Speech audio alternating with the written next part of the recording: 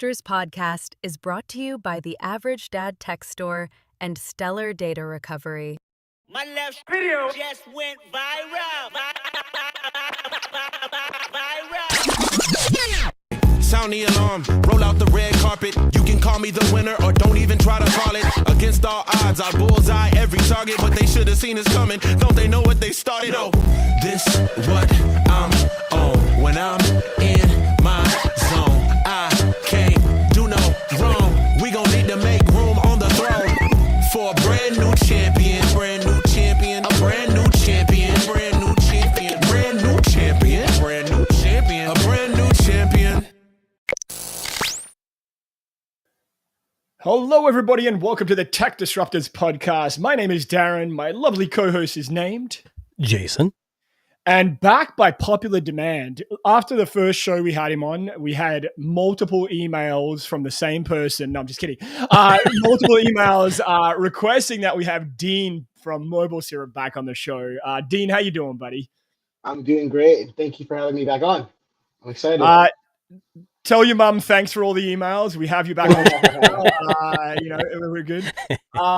Dean is another fellow tech person from Toronto. So Jason, again, is outnumbered here with the chaos of what this week's podcast is like. So, Dean, what have you been up to? What's new, buddy? Tell us how you been. What's happening? I've been good, just been working. There's been a lot of reviews and stuff lately, a lot of different phone releases or other tech. So I've just been trying to get all that handled all the Samsung Fold stuff was a lot to deal with. And now we're on Pixel stuff. And but yeah, it's looking like a fun summer, at least.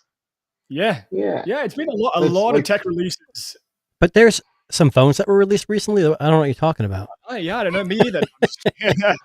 We've had Fold. Look as he turns around. Look at all those phones. Yeah. Some of these were released at some point. Is that a nothing phone I see down there? Like a 3A? Is that a 3A Pro or 3A? 3A. This is a 3A Pro. This is the 3. Of course. I'm still rocking mine too. I love it. It's so good. There's supposed to be a Samsung phone here. Oh, the Flip 7. Yeah. All right. There you go. Dean is the man. He does a lot of reviews of smartphones and other things, but he has a collection there behind you. But he did mention this phone. Yeah. And this phone has basically... It's a great phone, and the cameras actually aren't as bad as I thought they were going to be. I do miss the performance. There's a couple things where the performance is like, But I was really expecting some of the photos that they had on their website when I bought it. But it feels like they're like stock photos from some website or something. I'm kidding. Jason's segueing into us. I wasn't going to jump into that first, but I will. Well, he pulled out the nothing phone. I saw it behind him, and I had to start with the nothing phone. All right, so we'll jump into nothing. Dean, did you hear about this story? Oh, hang on. What did I just do? Hang on. Oh my. Dean, did you hear about the story of the nothing photos? No, I don't think he has. No, wait, what? Okay. Sorry, I'm lagging a little bit. I think I'm there we go. Oh, okay. So this was a story that came out on The Verge earlier this week. So nothing has been caught red-handed using professional photo samples as alleged phone 3 photography. And some iPhones were used and take some of the pictures as well. This is correct. Now, I don't know what to, how to break this down for all you nothing phone fans out there, because I know there are a lot of you out there. I like nothing. Everything Nothing makes has been pretty good. They're a good company. Now, I just want to, before we jump into this article, can we just mention that this is not the first time that any smartphone manufacturer has been caught doing this. Yes. And there's a history of this happening where they kind of fudge the details a little. It's like what I like to call it. So was it Huawei? I think Huawei was one of those companies. Maybe Samsung, was it? Yeah. I don't think Samsung was ever caught doing this, were they? Let me do a little quick. The only thing I would say is like with iPhone, I don't remember which release it was.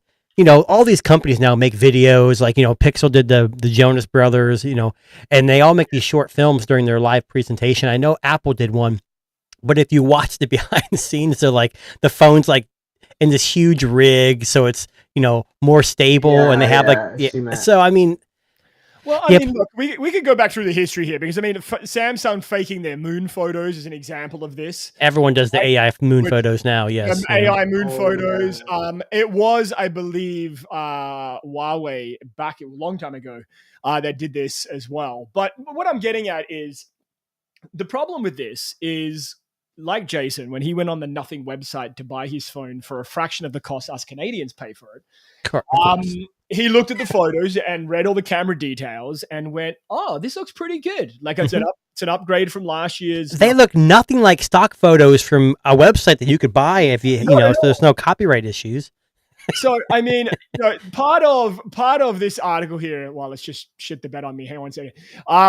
Is they've taken stock photos from some kind of repository where they have these high quality images, and they've basically said, this is the type of photo that our phone can take. So, Dean, as I said, this has already happened a few times in the past, but what's your take on this, them getting caught? Does it annoy you as a consumer? Does it annoy you as a reviewer? Yeah, it just feels unnecessary. Like I feel like it's like misleading as well. Like I mean, I feel like if you're gonna buy a Nothing phone, you're typically not buying the phone because you think it has a good camera in the first place. But I feel like if you were kind of curious, you heard someone say, "Oh, Nothing is pretty okay," and then you go on the site and see these photos, then you're kind of like, yeah, oh man, these pictures are as good as my iPhone, and then they're not, right? But I mean, as a reviewer, it doesn't really bother me just because I reviewed the phone and know that these pictures aren't as good, right? I just feel bad for consumers who get misled. Right. And Jason, how do you feel as someone who has the Nothing Phone 3? It's kind of a harder thing. So I'm with Dean, like buying the Nothing Phone 3, I agree with a lot of the reviewers saying it was probably priced a little too high when it came out, maybe $100 less would have made a better deal, and it made more sense. Knowing that the cameras weren't going to be great, and not saying that Nothing is notorious for having terrible cameras. They're very good cameras. They're just not Pixel. They're not iPhone. They're not definitely not Vivo, along those lines. To me, using it, the phone, the camera, the pictures actually have been pretty decent and in good lighting, and even in some low light. Every company does this. They show pictures. Hey, we took these with this, weeks before the phone's released. I never take stock in that for a few reasons. What are they doing to get those shots? Is there editing? Is there not? We don't really know. Lighting, right. Right. Do they have professional rigs to help with lighting? Do they have light? No, Apple does.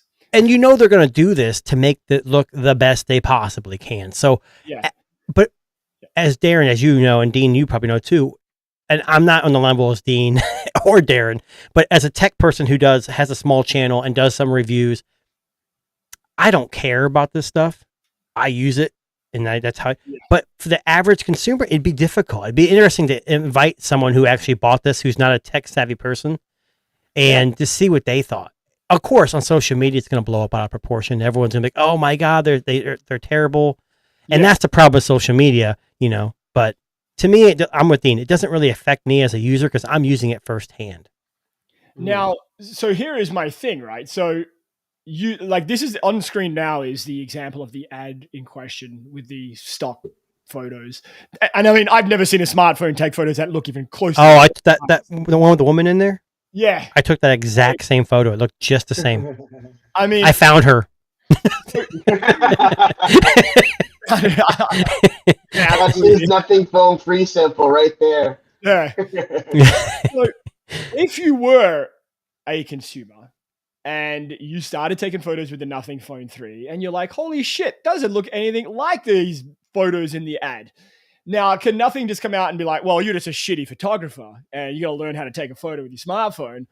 Or does this open themselves up to maybe a little bit of legal action here? No, here's the problem with this, is that in the world we live in now, the fact that you think you could have got away with this blows my mind. Like, why would you even attempt? Because people are going to talk. So if you read the article, I kind of skimmed through it. Some of the guys that were involved said, yeah, we used an iPhone in some of these situations. Like, now they posted a video. I don't know if you know, I don't know if Dean saw this or you guys saw it. So Nothing's channel released a video before all this, before the phone was released. You know, they kind of tease it. They show parts of it. Well, they did a video where they drove around with the iPhone 16 and this and took pictures and compared them live on the screen.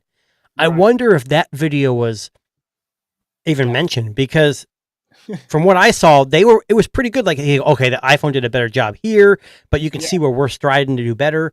So something like that, I think as a consumer would more affect me than a bunch of stock photos, whether they're stock or not, because a professional took those, and I'm by no means a professional photographer.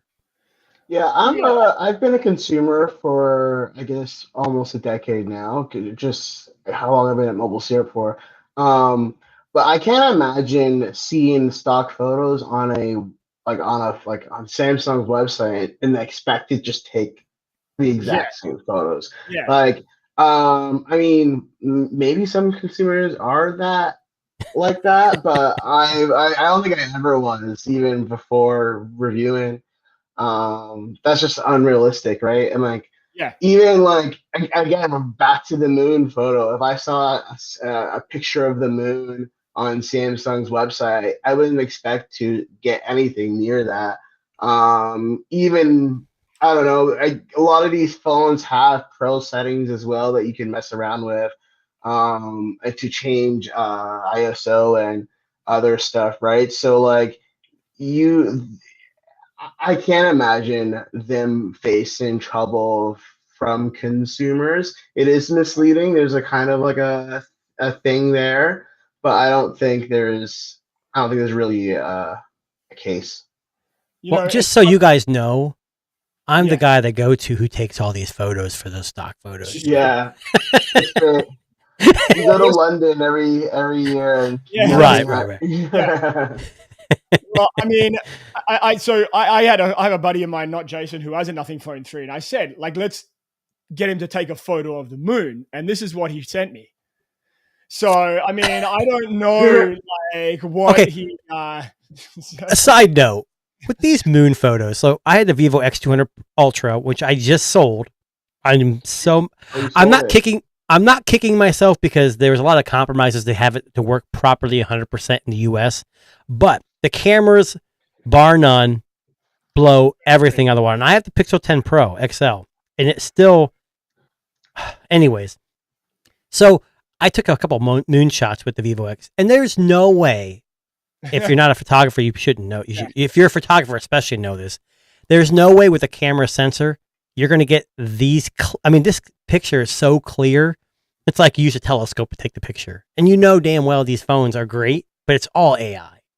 I mean, it's a cool novelty, but you turn the AI off, and I took the picture, and it was like a blurry mess. It was hilarious. I know. I can't remember when it was. I took it. Right here. Okay, so I've actually got a photo of the moon. It better be Max and me, or you're done. No, it's not. It's okay. Not. So this was taken, I think, when I was in Australia just recently. Now that's with what? That's with the Vivo X200. And you can't tell me that's not AI. There's no way you can't think that's AI. Yeah, so I mean, you can see in the info on the right there. That's taken. It was on August 6th. It was like 10:43 p.m. Vivo X200 Ultra, and that was at a 22.48 millimeter equivalent lens there. So, well, what's interesting now, and I don't know if you guys saw, I forget her name. She used to work for Becca. I think her name is Becca. She did a video. So she took 1,000 pictures, and what's interesting, I watched that video, and I mean, I don't know how good of a photographer she is, but she claims to be pretty good. What I liked is on the Pixel in the metadata, it tells you when you do 100 times zoom, there's some AI there that was edited.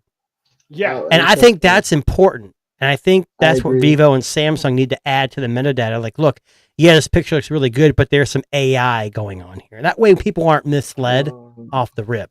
And I think that's really nice that, again, Google leading the charge on more of the AI kind of, hey, let's make sure these people realize, like, you've ever generated a picture on Gemini, in the corner it says AI. Totally, you know? yeah. So, I mean, it's not hard to cut. I've never seen that in the metadata of any phones yet. Or I mean, maybe I just haven't noticed it. For even my Pixel stuff, but that's really cool. I'm gonna take a look at that, because especially can we talk about Pixel stuff? Is that cool? Yeah. Well, I guess. I mean, a Pixel. I mean, don't get Darren going, because Darren's gonna like. I'm ready. He's primed and ready to go. He's ready. He's ready to tell everyone how much he loves it. Yes. But even like the 100 times zoom on that, like, I know it's AI. They said it's AI. But like I was at a concert last week, and I used it so I can get, because I was in the nosebleed. So like, let me try to see if I can get like the artist, and it's just a blurry mess. And when you turn off the AI, it's even more of a blurry mess. Now, Dean, now what I've been told, and if you watch that video by Becca, or whatever her name is, the AI, when you do faces, it will be blurry because that's a gray area.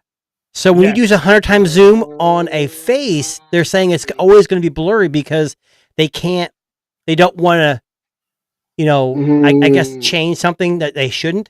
So it's more like it's more like for like landscaping and flowers and she zoomed in. She took a 100x zoom on her real camera, or maybe a Samsung, and she took 100x on a picture of a sign.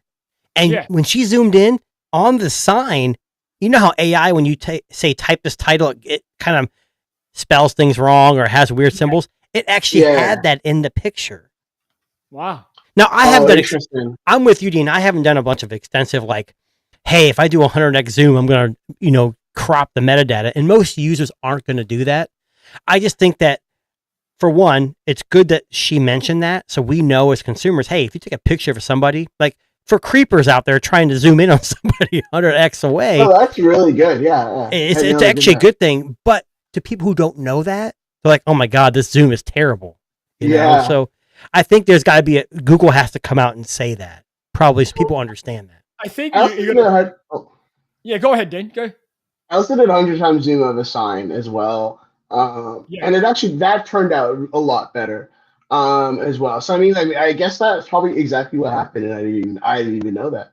Yeah. Cool. It's good to know. Well, it was funny because when I unboxed the Pixel, there was an update right out of the box. Yep. And it's been updating the camera, I think, in the background. I don't think it's come through as a software update. I think it's been doing it, I don't know, through the App Store or whatever. But I've received a couple of updates on mine. I haven't tried the 100x zoom because I think 100x zoom is fucking stupid. I'll be honest, on the Samsung series, I used 100x zoom when I was on vacation. Like, if I'm on like a deck of someone's, like on my beach home, it's kind of cool to zoom in. And the Samsung has obviously got a 10x optical, so it's really, really good. But I don't say I use it a lot. Usually past 30, you're going to get like the painting, like kind of look. Yeah. But it's good that it's there. I just don't know why they mention it as a selling point. And Jimmy Fallon was super pumped about it. Well, just because it sounds cool, right? 100 times sounds cool as hell, right? I mean, I would use it as a selling point too. And then, when people get it, they're going to be disappointed. But they bought it. It's too late. You know what? You got to remember too. Hold on. Go ahead, Darren. I was going to say, most people who try the Pixel 100 times zoom have probably never tried it on a Samsung. So they have no idea, right? So they zoom in and they're like, holy shit, I can see like way far away. And it may not be great, but it's going to look amazing to them, right? And I'd love to try that with a Samsung, like do the 100x on a face and see if it's blurry like Google does, or is Google like leading the charge on something like that, Now, is that a privacy thing? It is. Well, I think it's because, like, if I took a picture of you, Darren, from 100x, I don't think Google wants to make up your facial features because it could offend somebody, it could change things. And that actually help, if I'm being honest. You're right, and it could make you better. Maybe that's the part of the issue too. But like, you zoom in on a stop sign, there's 4 letters. It's kind of hard to screw that up. But I think what Becca did was like, it was like a sign with multiple lines of text, and as it got smaller, it was like artifact. And I was like, holy crap, I didn't even think of that. That's something that Apple, these big companies, start to have to really think about. Now, can I ask a quick question here? Because you know that the iPhone that's coming out next month is the best phone ever made, correct? Yep. Well, correct. But it's meant to have 8 times optical zoom. Now, that's the rumor. That's the rumor. Now, are they going to push? Oh, we can do 120 times. No, Google's never been the one-upman kind of people. No, I'm talking about Apple. That's what I'm saying. That's what I mean. Apple's never been the one-up kind of people. They're more like, hey, yeah, we got your 100 times zoom. We're going to do the same thing, but ours is going to be better. And it probably will be slightly better if they have an 8 times, right? Because AI can only do so much. Well, I mean, look, I've been reading up just on some of the rumors and, like the people who normally leak things and get it right. And a lot of them are saying that it's an 8 times optical zoom on, I think, the Pro and the Pro Max is what I read. Look, Android has multiple choices. It's not just Google. So Samsung's got 10X, so we still got them beat. It was true. And AI does a lot these days. Uh-oh. I don't think Apple is even probably going to talk about 100 times zoom. Even if they have like a 8 times optical, I don't think they're going to, because it looks bad. It does. And Apple is one of those companies that like understand, hey, this looks bad. We shouldn't be advertising it. They might advertise, 30 or 50 times zoom. Use AI to help with that. But they probably won't advertise now, Dean 100 times zoom because they did advertise Apple Intelligence, and that's been a dumpster fire. They did advertise the Vision Pro 1, and that's been so maybe they're on a roll 3 times a charm, or 3 times a whatever they say, whatever. So 3rd time's a charm. There you go. So maybe this 100 times zoom will be a disaster too. Yeah, you got me there. While we're on AI, I want to just rewind back to a story. Jason, we mentioned this, I think it might have been about a month ago on the podcast, about fast food restaurants embracing AI in their ordering process. Now, one of the front runners, the leaders of this new AI ordering generation is Taco Bell. And I stumbled across this. Hold on. Taco Bell, the greatest culinary restaurant of all time, of course. All time. Yeah. So I stumbled across this article the other day, and it made me laugh out loud. So this is from BBC News. It was Taco Bell rethinks AI drive-thru after a man orders 18,000 waters. So just to kind of give you the basic gist of it here, a customer crashed their system by ordering 18,000 cups of water cups. Another person has gotten angry as the AI repeatedly asked him to add more drinks to his order. So they're having a little bit of teething issues with some of the Well, AI. if you look on YouTube, there's been a couple of YouTubers that like do vlogging style things. And there was one, I can't remember the guy's name. He drove through like a bunch of Sambuca, I think is his name. And he went through a bunch of different drive-thrus that have AI. Like Wendy's has AI. They all, not in my area, but like a lot of bigger cities. And he would rate them. And I think Wendy's won that one maybe. Because he would ask like, it's AI. So he's like, hey, he'd ask a question like, what's 1 + 1 or something. And they'd be like, sorry, I can't help you with that. Yeah. But there was also an article where I read that someone went through Taco Bell and they tried to order like a value meal and it came like $1,400. Like it kept adding stuff that they weren't asking for. Yeah. Oh, that was Taco Bell too. Yeah. I heard about that. Yeah. So could you imagine being like, sorry, Darren, having some drinks, 18,000, and well, just a couple drinks, and you decide to have a friend who's sober, take you through the drive-thru late night at Taco Bell because that's they're open late, and you want to order a couple tacos. Next thing you know, you come home, you wake up in the morning, like, why is there 560 tacos in my apartment? Yeah, well, there you go, right? This is happening a lot of times. McDonald's has implemented it as well recently. In fact, it's funny. McDonald's recently ended their AI. They did a trial. I think it was I forget where it was. So in the States. So they actually just killed off their AI drive-through trial because they were having so many issues with wrong orders. like people ordering one thing and it's spitting out something different. And it, as you can probably imagine with AI, especially in like fast food restaurants, you order a Happy Meal and the order goes through as 80 Big Macs. You can imagine what that does to the little 14-year-old worker who's like, sir, I can't keep up. Like he's frying all these burgers on the fryer. Darren, I love your voice for a 14-year-old. You like that? Oh, best boy. But what I'm getting at is that we have such a push with all this AI stuff in smartphones and tech, but it's just not working in some areas. Like it doesn't work in the fast food industry. It's just, there's too many variables. I don't know what they're trying to, what's the end goal, to save money? Because me growing up in high school and even in part of college, I worked in fast food to make some extra money. Yes. And when I was in the drive-thru, I'm not going to say the company I worked for, but we had a stop clock or like a timer. So when somebody would come in, they'd hit that certain spot and you'd hear a ring. I had to respond. And then we had a goal of how to get them in and get them out to make the most profitable amount of money, I guess.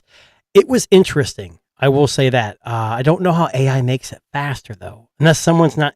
every time you go through a drive-thru now, it's like, will you be using... Like McDonald's. And I don't know if AI is really involved, but they're like, are you going to be using your app today? No. If I was using the app, I wouldn't be coming through the drive-thru right now.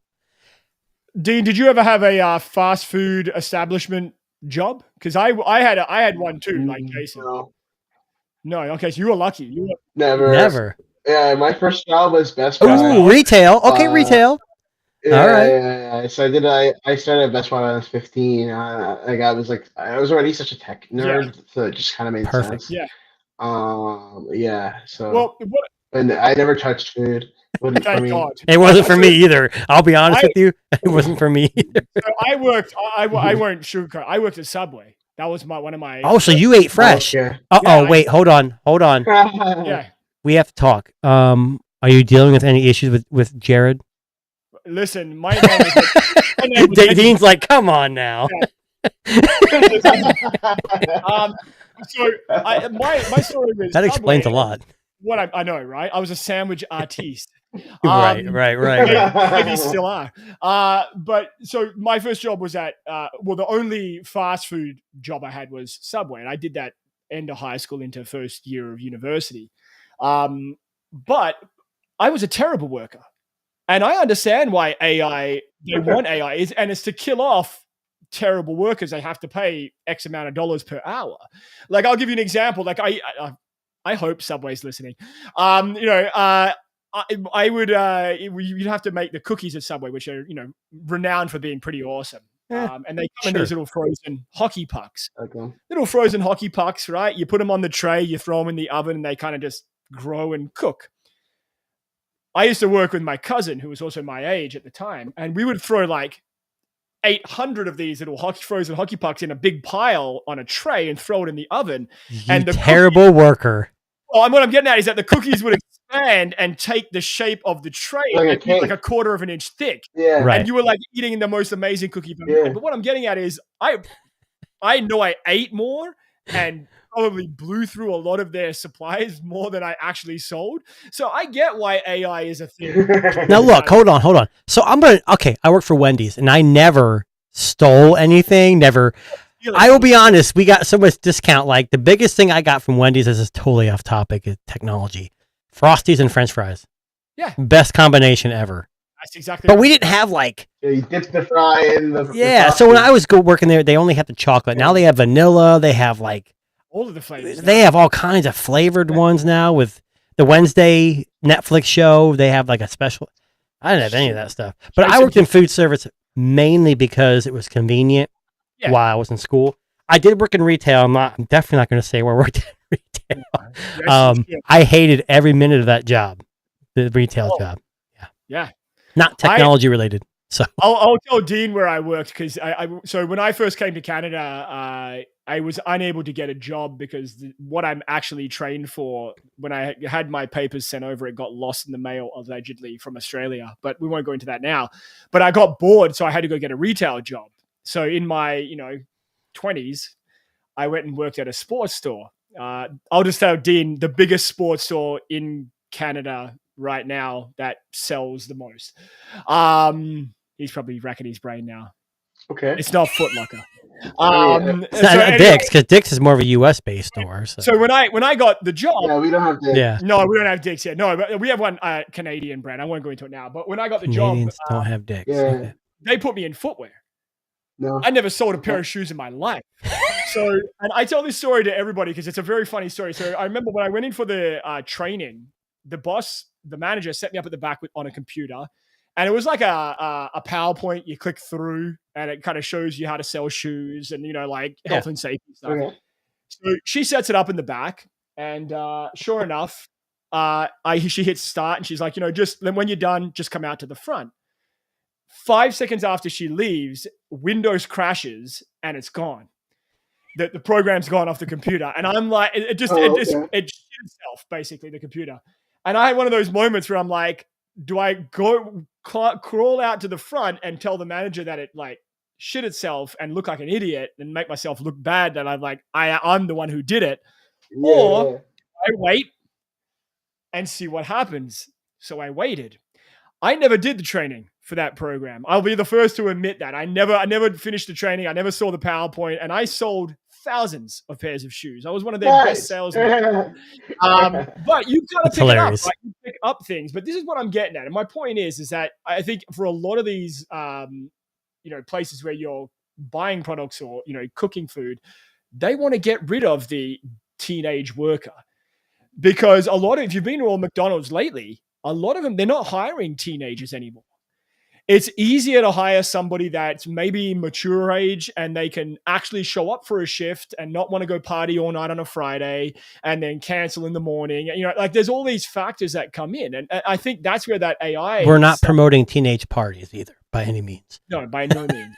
No means, right? Yeah. So I don't know. I mean, I think with all the failures of AI in fast food establishments, it is funny. So you're saying the AI is utilized to, I still don't understand how it's going to save them money or time, because it seems like the AI is making things more complicated, but maybe I'm just overthinking. In theory, it's supposed to save them money. I don't know if it's supposed to save them time. I think they're more concerned about the money. I don't think it will really save our time in the drive-thru. I think the drive-thru time in theory will probably stay the same, if not longer. But I don't think they really care, because we're going to still go to McDonald's anyways. Half the lineup for McDonald's is probably Uber Eats anyways. Yeah, 100%. So it's I don't think they care about that. They're just trying to save a buck, and unfortunately they're not going to do that right now because AI is not ready for it.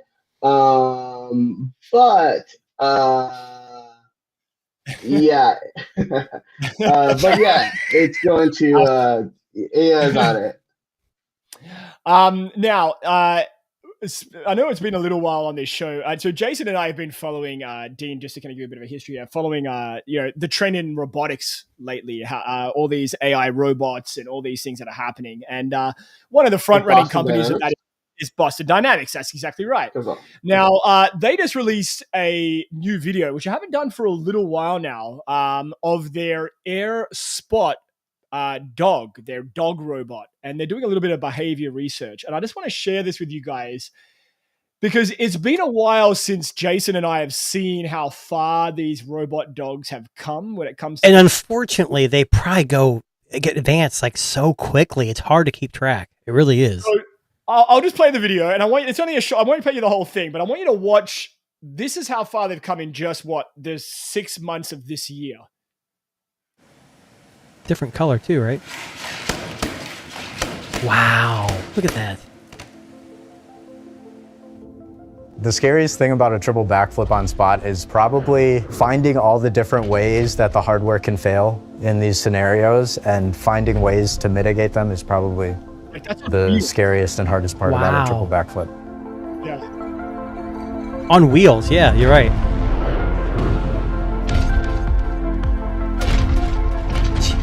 I'm Arun Kumar. I'm just going to pause it there. So, when you see these robot dogs doing these, flips in the air, Like, I'll show you. I just want to go back to this one. Like, how far have we come with robotics that we need, first of all, a dog that can do a triple flip in the air? Jason, what were you going to say? To me, it's like proof of concept. Yeah. Yes. No, flips, a lot of people can do flipping. Maybe some animals can do flips. Yeah. But what he said, could you imagine being the coder or the guy working the AI to try to determine every single solitary ways a motor could fail, trajectory could fail, landing can fail? I mean, it's like anything. Like even with Tesla and full self-driving, like you got to have every avenue covered. And it's just amazing because I don't think Boston Dynamics, God, the last time I saw a live preview of that was probably when Unbox Therapy had one. Yeah. He was out in Canada walking it or something. I don't remember. It was a while back. It's crazy. I mean, Dean, what do you think? Yeah, I got to see the Boston Dynamics at IFA this year. The one day I wasn't sick, so that was pretty cool. It's just definitely just like a proof of concept. I feel like they've been like flipping for a while. I mean, their flips and stuff are getting really cool and like more dynamic. But what I really like is the dogs from. I think Xiaomi has like a robot dog, and it you can pet it. It's like very dog like. Right. And I think that's really cool. I think the Boston Dynamics stuff is very cool for like. This is what the tech that dog can do. But I like the final product more, and I think it's more industrial. It's like more corporate. Yeah, I get it. Yeah. But I think it's cool. I think it's like unnecessary. I don't like the idea of like giving robots more abilities. Have you guys heard about the? I can't tell you who wrote the article, but it was about ChatGPT, and they were doing some testing or something or another, and like they told the AI that they're going to shut it down, like completely get rid of it, and then the AI was trying to make a copy of itself. Yes. And it failed. Yes. And then, I think that's crazy. So I think like that crazy AI-ness, like the will it wants to survive, plus giving it the power to flip and do to regenerate crazy robot stuff. I don't know if I like it all. See, and Dean brings up a good point, and this is the problem that I have. So someone's already coded into this, AI dog or man or robot. We don't want you to die. You can regenerate yourself at any time. Now you put that into a life-size, Unitree robot, which we had a couple of weeks ago on the show, where they're kicking and punching. You knock that fucking thing down, and it's going to jump right back up again. Like that's a problem. Like a kangaroo. Like a kangaroo. That's exactly what I'm getting at, right? So what I'm getting at, it's. I find like when you look at the Boston Dynamics stuff, it's really, really cool to see, but. Again, there's always that little bit of like fear that strikes the back of your mind. You're like, man, that dog gets pissed off with the coder, and that thing's just gonna kick his ass, right? I've seen Mr. Robot. I mean, or not Mr. Robot. What is it?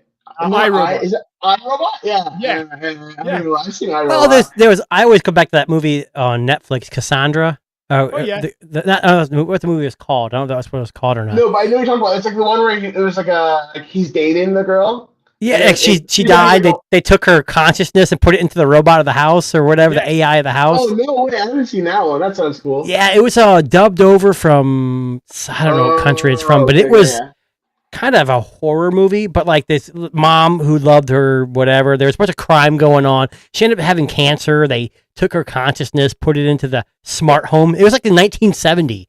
Like one of the first smart homes. Yeah. And then it got to present day. Someone moved in, bought the house, and Cassandra Darren remembers me talking about it. It was actually really good to watch. I don't know how realistic it was, but I had a bunch of TikToks because it would sing a song. Maybe it was Swedish.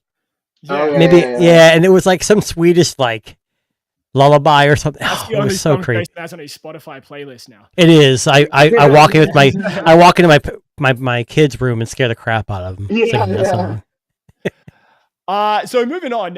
So I sent this to Jason early in the week. Now, we don't really hear a lot from Microsoft. Like we hear like Copilot and laptops and cool shit like that. But this article came out this week, and I've always said that we need a little bit more innovation when it comes to like tech. We need cool looking things. Like we need to go back to the early 2000s, late 90s, where the eras of smartphones was just let's just see what happens. And I sent this to Jason. So this is... I gotta make an interruption. Yeah. There were no smartphones in late 90s. Those were still normal early phones. Those were still 2000s. dumb phones. Just to make... I don't want you guys to feel younger all of a sudden. All right. Sorry. You may continue. And thank you for the fact. You know what I meant, right? The early days of smartphones. All right.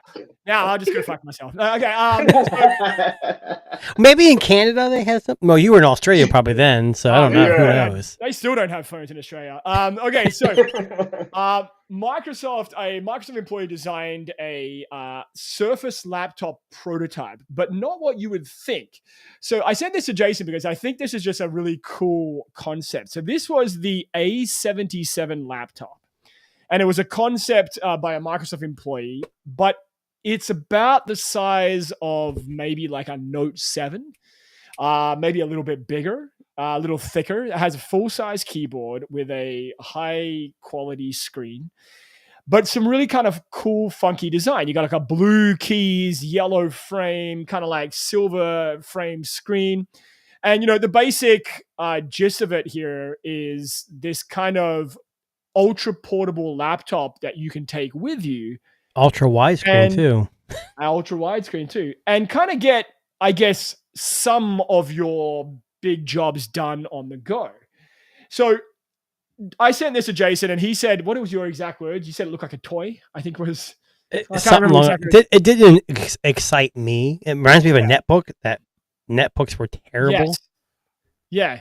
Now, so Dean, I'll ask you, when you look at something like this, so a laptop / smartphone hybrid that isn't a folding screen, that isn't a dual screen kind of situation. It is a keyboard, and a very functional keyboard with a pretty decent sized screen that you could probably fit in your pocket. So what do you think, Dean, about like the concept of this A77 Microsoft keyboard / laptop? I think the keys aren't tactile though, right? It would be like is it like a second screen? No, that's a keyboard. Keyboard. Like that would be like keyboard. I don't know how we would describe. It's not touch screen. It would be like actual physical keys, I believe. Oh, interesting. I'm someone who loves gimmicks and random things. And innovation. I don't know if I would call this innovation, but I'm someone who really likes random things. So I'm kind of into it. I can never see myself actually using it. But I mean, maybe, you're on a bus or something and you just want to, or you're on a train or on a flight and you want to type it. I mean, it you know what, Dean? I kind of agree with you. It's kind of like the Rabbit R1. Yeah. You as a tech person, we're interested in like anything tech. Like to me, I don't think it's I don't think it'd be beneficial, but like the Steam Deck. I bought a Steam Deck, which is a very popular device, but I don't play games on. Like I like PC games, like a mouse and a keyboard. I can't use joysticks. So I bought it purely because I'm a tech guy. The Rabbit R1 is an amazing device, but I bought it purely because I'm a tech guy. This would be something because, hey, it's cool, it's different. Let's see what it can do, but would it sit on my shelf and do nothing? See, that's where, like the R1 is great, but I only turn on like once every 6 months to see the updates and see what it's done. I don't know. So, I mean, here is it kind of feels Surface Duo-y. Yeah, it doesn't look like one at all. But I mean, like, it kind of... Or like LG you and LG have the dual screens, and I know those weren't keyboards, but I mean you can use them as keyboards. Do you remember the Sony Vaio? They had Sony had a little laptop like that was kind of like this. It was small. I don't know. I can't remember the model, but it was a Sony, the Vaio brand of laptop. They had something that looked a lot like this, probably early 2000s, like 2005 to 2010, somewhere in there. And it was very popular among a lot of people. People actually wanted to see this come to fruition. And I mean, like, I'm just showing you images from, like these were images that they put together for, marketing the product. But I'll be honest with you, like, I'm not somebody who carries a laptop around with me normally. If I'm traveling a lot, I'll be honest with you, it's usually just my smartphone and maybe a tablet. But I always wish I had the functionality of something like this where you had the keys, right? Where you had the ability to kind of say, you know what, I kind of want to take it a little bit further and make it more interesting. There's a guy on YouTube. Again, I go down these rabbit holes, but he actually made something just like this. And he took like a basic laptop and pretty much attached. I mean, he went detailed, like he went and bought motherboards and soldering and all kinds of. I don't remember the guy's name. It was kind of a weird, kind of a geeky kind of video. So if you're not into it, you probably wouldn't like it. But he made something like that, and I don't remember really. I don't know. I don't really know what he got out of it. To be honest with you. All right, so we've actually got a very special offer for our Tech Disruptors listeners here today. Now, Dean, you're also welcome to use this as well if you like. Yes. So you may have heard of a brand, a case manufacturer called Thinborn. Yes. So Thinborn is making carbon fiber cases. Aramid fiber. Aramid carbon. Thank you very much. 5 times stronger than steel. That's correct. Or 5 times thinner and stronger than steel, I should say. Yes. So they have partnered up with us because, well, stupid coupon code because I'm there. Because we're awesome and they love us at the Tech Disruptors. So Thinborn are offering a very special deal for anyone that is watching the podcast right here, right now. They're offering a very exclusive 50% off of your entire order. I'll say that again, 50% off of your entire order. So if you've been looking to buy a Thinborn case, now's the time to do it. So I'm going to put in the I got it ready to go. I'm going to put it in the chat in a second here. But this is what we're looking at right here. I don't know if they make one for the 9 Pro Fold. You have to look at their website. I'll have a link to the website. But this is an Aramid fiber case right here. And you can see the outline of my Pixel Snap. So if you got a Pixel 10 Pro XL, it does support MagSafe. But it's a beautiful case. It snaps on good. And what's great about this company is when they send it to you, let me see if I can find it here. They send a beautiful box too. Yeah, it's a box and it came with a screen protector, even like a 6-month warranty, I believe. There's warranty information in there. So I'm going to post it here in a second, but there's only 5 of these available. 5. So you're going to be one of the first 5 to cash in on this coupon code that we're about to post up. 50% off, no purchase, like it's a one-time purchase, no minimum, and there's no like maximum. So you buy 2 or 3 cases, you get 50% off. So 50% off your entire order is the best way to describe it. So yeah, there you go. The first 5 people with the following code that Jason is about to post right now. And you can see there, it's TD, well, T Disruptors, T and D are capitalized, followed by a 50, and it's thinborn.com. And like I said, it gets all the details there. Yep. And right here, you can see, thank you to Thinborn for being our exclusive partner on this very special giveaway. But yeah, 50% off your entire order for the first 5 people. Dean is frantically tapping away, adding his Fold 7 case, his Pixel 10 Pro XL case. And I'll just pull up Maximize Jason, so you can have a look at the case on the, and you can see in the bottom there, it's got all the only thing I'm confused about, now maybe you guys can answer this, is the top. You see that cutout right there? You want to know what that's for? Ultra wideband? SIM card slot, baby.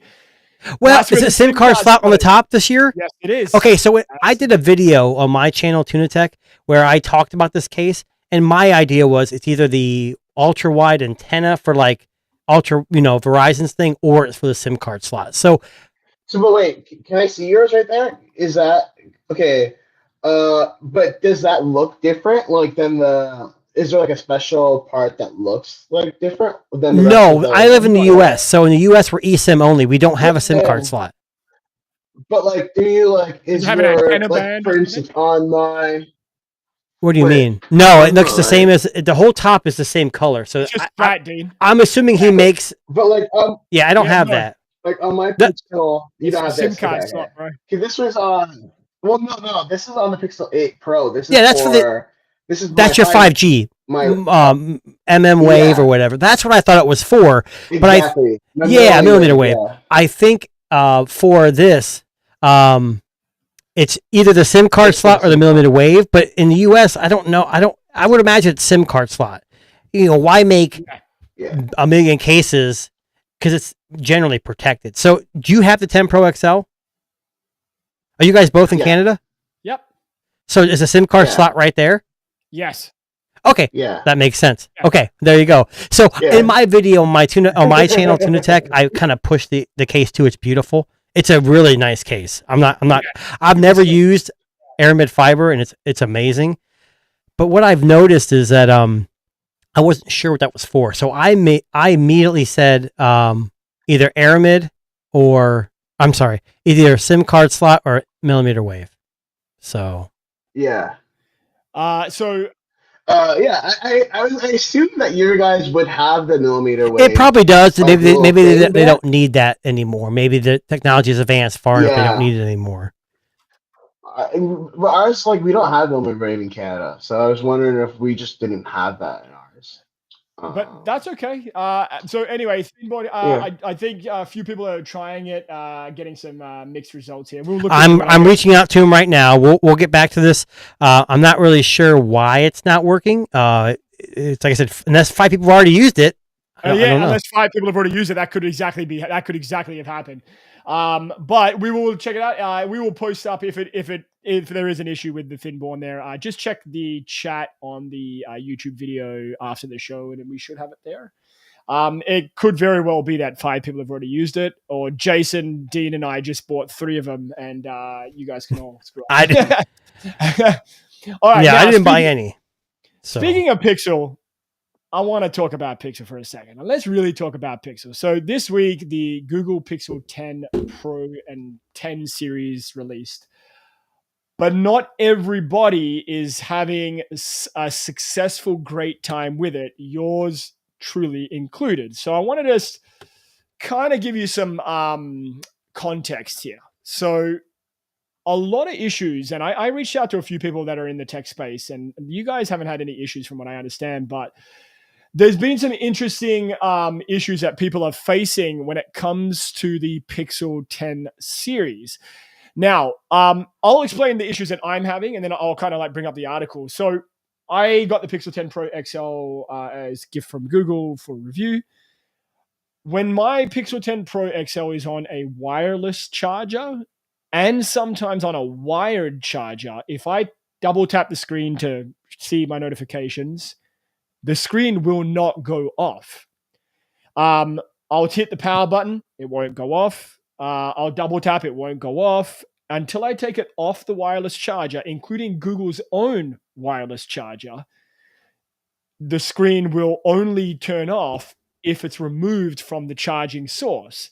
Now, that was one of the issues that I had. Now, I know Delvon, who's also another regular host on our show, he was saying that he was having some issues with Android Auto. And, kind of the list goes on here. So a lot of people are saying that it seems to be some issues with QI2 accessories and wireless charging. Seems to be the biggest issue. Some people are having issues with contactless payment not working. The phone getting really hot. Now, I did notice that in the very first charge that I gave the Pixel. Haven't noticed it since. And also people saying that it's charging like incredibly slowly for some people as well. Now, again, this could just be, again, as with any phone launch, there's always teething issues. And I don't want to like... It's not just phone, it's vehicles. Certain brands are known for reliability, but you always get that one that gets through QC that just doesn't work.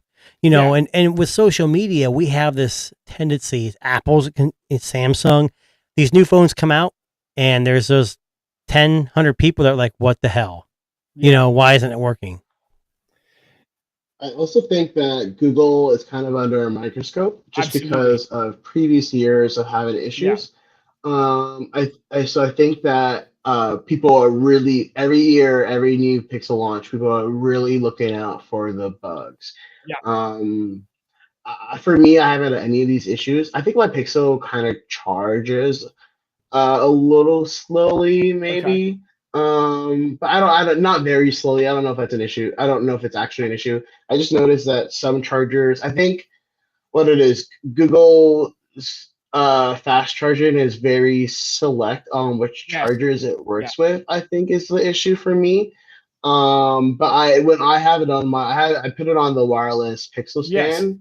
Pixel Step charger, it never has any issues for me at all. For me, I had more AI problems. Really? I'd say. Whereas like Magic Q wasn't really working at all. They found out it was because I was on the Google Messages beta, and that kicked out Magic Q for some reason. But I still have never seen Daily Hub. I don't know what. Mine actually is working. My Daily Hub is working. So there is a setting somewhere in the settings option for you to activate it. It's not on by default. I thought maybe I'll look for it again. I swear I did that. So when I scroll to the right, I see Daily Hub. This is good afternoon. It has my name. Your updates are ready. When I click on it, though, I don't really see much that I really want to. I mean, it mentions like some upcoming hotel stays I've got planned. Some things I've been looking about. Obviously, college football started here in the U.S., so I've been kind of watching a lot of that. Not as Samsung's one is then. I don't think Samsung was that good either. No, it was terrible. Yeah. So Samsung was supposed to get better with the folding phones. Yeah. But I don't remember it really making much of a difference. But I just never have it. I've never had this Daily Hub thing for me at all, which is you know what's Dean, I will say mine only really became active after I'd had my SIM in the phone for like a few days. I don't know what changed after like day 4 or 5, but something kind of turned on. Maybe it was a software or something that came through. I didn't really notice it either, but I don't know what the use of Daily Hub is. When you scroll to the right, it goes over all, like your sports scores, your weather, and things you've been looking. I don't understand what the need for it is. I guess I don't know. Now, go ahead, Dean. Sorry. I think in theory it's supposed to just like learn you, right? So my goal for something like Daily Hub is like if I go to work every single day, it's supposed to tell me, like when I look at it, it's supposed to tell me the traffic on the way to work, which is what Now Brief promised, and then I don't think it ever delivered. Although I don't actually go into work every single day, so maybe that's something I'm probably the problem. But, if you're Dean's employer, don't listen to what he just said. He goes to work every day. We're hybrid. But that's what I expect from certain things like that, or like I don't know, like. For instance, I took a screenshot of plans of my friends, and Magic Q prompted open in my calendar, which is whatever, sure, but I kind of wanted it to put the information that it read into my calendar for me. Whereas I found that I could do that with Nothing Phone 3, the Essential Space. I click on the Essential Space button, and it would just anything I put in there would just automatically go to my Google Calendar. Right. Okay. Which I want from my Pixel, and it's not doing that. Now, Dean, just I know you try and review a lot of phones, so you were saying that the people that in your workplace where you work at Mobile Syrup, they're all loving the device. Is that what you were saying? The Pixels? Only 2 of us got Pixels. Actually, one guy got the Pixel 9 and a 9 Pro, and I got the 9 Pro XL. I think in general we are kind of liking the Pixels, but we don't see why you'd buy it versus like last year's phone. Yeah, I mean, I think too. I mean, look, there's been a lot. These are, I want to say, teething issues. Like I've since the factory reset mine after I got the update because I was having so many issues. I've only had it on for a couple of hours today, but I haven't seemed to have I'm on the Pixel. I have it on the Pixel charging stand now. Don't have any issues. It's not freezing up. I've been testing it as we've been on the podcast. Maybe it just needed a clean slate. And I mean that sometimes happens with Pixel devices. An update can break things and do things it's not supposed to. But again, I think the general consensus, I think with a lot of people is that, it's not a huge update, but nor was the S25 Ultra or the 16 Pro Max or any of those phones that came out last year or this year. But it's better than last year's Pixel, right? The 10 Pro XL is a better Pixel device. It just is in a lot of ways, right? But, if you are having some of these issues and most of us only got the phone this week or last week, you probably still have the ability to return it or exchange it. So, don't be that guy who goes on X and shits all over the Pixel because, you can't figure out how to charge it because you got to give them a chance. And I think, again, every smartphone manufacturer has these little teething issues. They usually get ironed out in the first software update. And then, we stop talking about it. But so Dean, generally just, scale of 1 to 10. If you were going to be looking in the market for a new Pixel, how likely, or a new smartphone, I should say, how likely would you gravitate towards Google? Like you don't have a smartphone, you had like a Z Fold 2. And you want to go back to a slab phone, are you going into the store and taking a look at the Pixel 10 Pro or Pro XL? I am, but then I'm comparing it with the S25 Edge, and then that phone's just so thin. Yeah. Jason, Dean, I traded my 25 Ultra in for this phone. Yeah, but that's a good trade. But the Edge, though, it's just so thin. The Edge is pretty nice. Yeah. So just a caveat. So I went on the website myself, the Thinborn. I know we're going back to the coupon code. So it looks like if you look at the code I just posted, TD, it's actually spelled wrong, DIR, Disruptors. So what's funny is I just posted Disruptors and it didn't work. I put in Disruptors, which is what I posted earlier, and it worked. I put in like the Motorola Razr. Yeah. So if you're trying to spell Disruptors wrong, do it wrong. Copy exactly what the Disruptors. Right now. It worked for me. Like I didn't buy anything. I just tried out the coupon code. So while these guys were talking and I'm missing out, I'm trying to get this damn coupon code to work because it's a hell of a deal, 50% off. So again. Go back if you guys are still here, still listening, or there's only 5 available. So go in there, type in Disruptors. So I'm looking at this message he sent me, and it does say it's spelled wrong. So I thought maybe it's because it was spelled wrong. But anyways, type that in. So hit that in. You got. It's 50% off. No minimum. So you put 10 cases in there at $500. You're going to get it from $250. So. Anyways, going back. So for me, the Pixel 10 Pro XL, only thing I miss from the S25 Ultra is the Snapdragon Elite. Yeah. And now, with that being said, I am one of those guys that carries multiple phones. I have the 16 Pro Max. I have this. I had the Vivo for a while, and the Nothing Phone 3. And out of all the phones I've had in the last 3 months, I would say the Tensor isn't the worst. It's better than the Nothing Phone 3, But it and here's my you guys are gonna laugh at me. So I have kids. I have 3 kids, 2 which play Roblox a lot. Okay. So I had installed Roblox to kind of monitor what they were doing because Roblox had a lot of roadblocks recently. Yes. And I would notice there's a couple games I actually got into, and that's like my gauge. I know it sounds stupid, but it's a very basic game. And I was playing it. I told Darren earlier I was playing on the Pixel 10 Pro XL, and it was okay. But then the next day I woke up, I tried it again, and shading, like all the textures, and like it was terrible. It was terrible. So my thing is I think if you're using this phone just for normal use, like hardcore gaming, it's going to be a no-go unless they release some kind of software update, which I doubt they will. It doesn't have the horsepower for it's built. gaming. It's built for AI. It's built for general use. That's about it.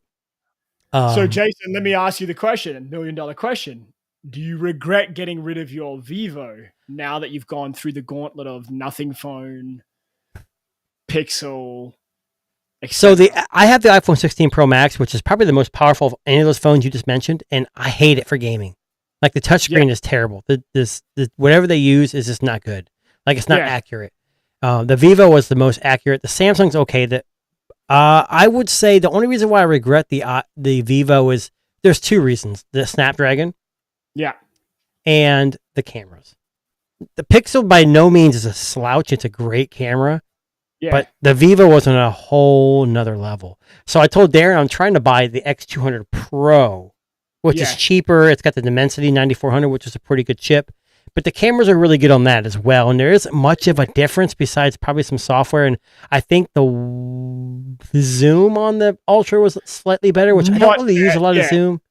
Yeah. So either way, I don't regret getting rid of it because, as you guys probably know, technology changes so rapidly. You got to strike when you can get the most back. Yeah. Dean, just to give you a heads up, I don't know if you do this stuff. If you're trying to sell the Nothing Phone 3, good luck. Why? It ain't going to sell for anything near. Unless you got as a review unit, you can't lose. I paid for mine, and I'm stuck with this phone. The offers I've got was about a tenth. I say probably half, 50% to 60% what I paid for, and the phone literally just came out. Some guy was like, "Hey, I'll give you $700 for it, but I want the headphones 1 too." I'm like, "Hell no! Those are $300 headphones. You gotta be kidding me." No. So I think I'm gonna hang on to it. Headphones. Best headphones I've ever owned. Maybe a long-term review, Jason. Of what? Right? Of the Nothing Phone 3. Yeah. I don't think anybody gives a crap. Honestly, I would love to. I hate to say this, with YouTube, you got to kind of like pick something you know is going to take off. The long term of Nothing Phone 3, I think it was cool when it first came out. People don't care anymore. They're on to the next thing, you know? Yeah. Well, listen, that actually brings us to the end of today's show. We were rolling through stories here today. I'm sorry we got all hung up on, fast food stories and all of that. So Dean, what's coming up for you next before we wrap up today's show? What's your next mission, your next, objective in your job there, buddy? Where are we headed next? Where am I headed next? Just trying to get Pixel embargoes lifted this past week for the 10 Pro, but we decided to hold off because we wanted to spend more time with it and trying to actually get everything to work. So that will be my next big thing, is to actually write my Pixel 10 Pro XL review. And then wait till October for my Pro Fold review, which I'm very excited for. I'm excited for that too. I really am. I'm really excited to compare it with the Fold 7, just because that was a really good phone. Jason, you're such a hater. You're like a Samsung hater. I can't tell you. Now I'll get Jason. Hold on. Wait. I'm a hater? Sounds like I can see the look on your face. You feel like you just like hating on the Fold 7 and then the S25 Edge. It just seems like you. Oh, the S25 Edge doesn't enthuse me because it's a thin device. Like the iPhone 17 Air is coming out. My biggest thing is, oh, it's great, it's thin, but you're sacrificing battery life. To me, that doesn't make much sense to me. I'm not saying there's not a market for it. It's just for me, it doesn't fit. The Pixel folding devices are the most exciting to me. I'd rather have a Pixel 10 Pro Fold or 9 Pro Fold over any of the Samsungs. I've had all of them except for the 6 and 7 because it just got boring to me. So I'm more likely, so I'm not necessarily a hater. We all know once Apple releases theirs, we're done. Let me just add.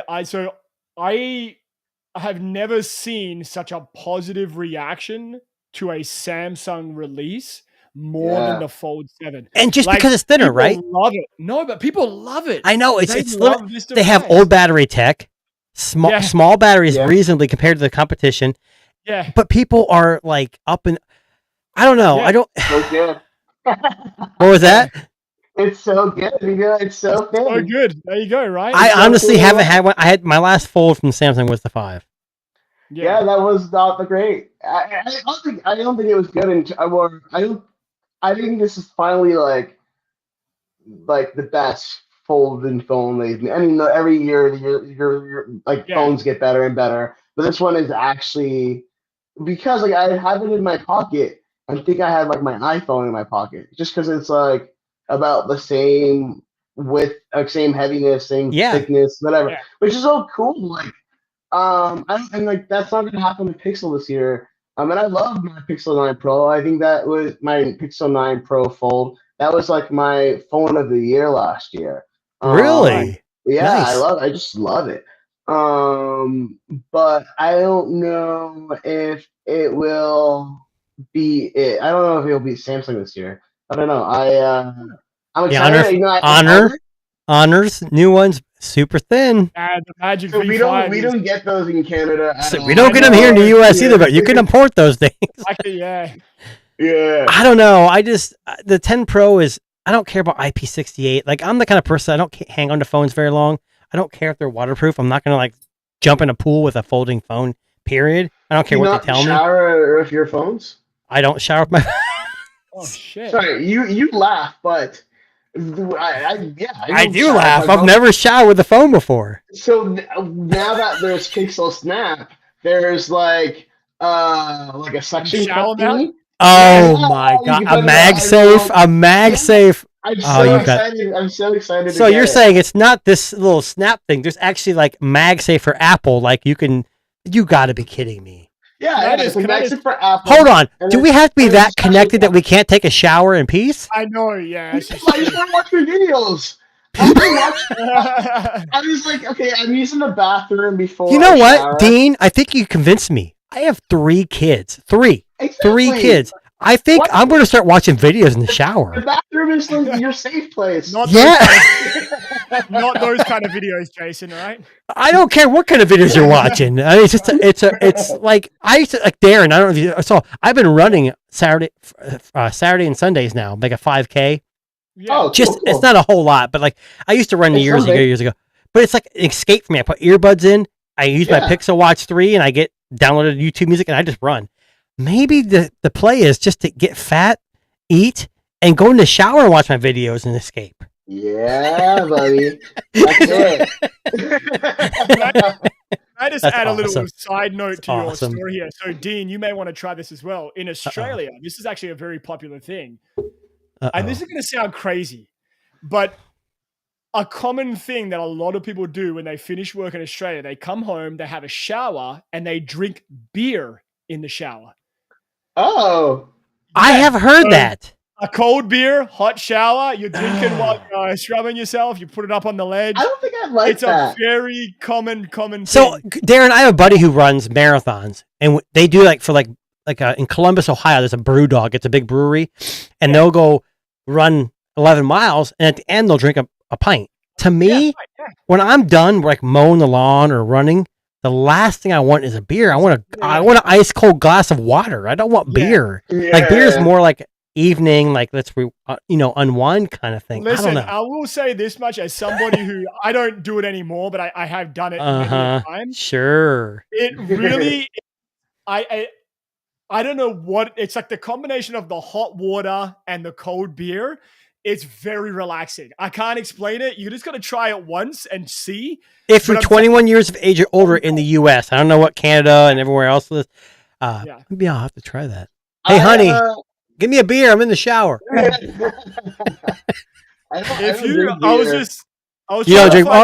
I'm a craft beer kind of guy, so it's like I don't chug them. Like I don't go to like the frat parties and like chug. Like I'll have a few here and there, but yeah. I'm gonna do like a cider. Okay. But I feel like it's weird to bring it into the bathroom in the first place. I can't imagine. If you're gonna drink cider, I would suggest Strongbow. Just to let you know. Is that a joke? That's gross. Dude, Strongbow's the worst, man. Yeah. No, Strongbow's was the best. In Canada, we have better ciders, but I can tell you Strongbow. I don't drink ciders anymore. The last time I had a cider was Strongbow. That was at an Irish pub. So. Can I just it's like the base cider. Damn, I'm getting hammered all around. Like I'm a hater. I drink terrible cider. But I will just give a shout out. Sol and Josh Coburn are the creators of this beer drinking trend in Australia because they created a beer holder that prevented water getting into your drink. So there you go. I know, right? That's where it came from. That's what popularized the idea. So Aussie shower beer. That's your mission for this week, Tech Disruptors listeners. Try it out. Hot shower, cold beer. And check what I just shared on the screen. Yes, the code is working. We had someone just order it for the Fold 7. There we go. And just remember the code, and I'll just post it up on screen again, is Disruptors. That's DIRSRUP. I'm not sure if there was a communication error, but either way, that's the code. Disruptors. But on that note, okay, that actually brings us to the end of our show. Dean, thank you very much for joining us on this very crazy Sunday afternoon, sharing tech and beer stories. And we're gonna call you Darren. Darren, here on out. Dean's got. I can see Dean, like the cogs turning over in Dean's head. He's like, "Where can I get a beer?" Trying to see how that was spelled, like disrupt. Like, well, you know what's funny is like it's like that mental thing. Like you read it on the screen, you see it, you're like, "Oh, it's spelled disruptors," because like your mind kind of fills in the blanks. It's not till someone complained that I'm like, "Oh my god, it says disruptor." So I typed it in the right way, and it's still wrong. Like it's missing a T, I think, and there's an extra R. Yeah. But thank you for having me on. Hey, we don't give away 50% easily. You gotta spell it right. Either way, Finborn, thank you for not sponsoring, but like working with us. We would love to give 50% coupons every live stream if we could. But exactly. Listen, Finborn, we appreciate you. Please, keep sending us codes and we'll share them with our listeners. On that note, my name is Darren, and this lovely gentleman on my left. That's you, Jason. And we will be back next Sunday at 4 p.m. Eastern. And please like, subscribe, check us out on YouTube, Good Pods, Apple Music, Spotify, YouTube Music. And Jason will even send you a cassette recording of today's show for the low price of $5. You just reach out to him on his $5,000. Yeah. Okay, Dean. Catch Dean on Mobile Syrup. Catch Jason, 2NA Tech on YouTube, and myself, OneCutReviews.com.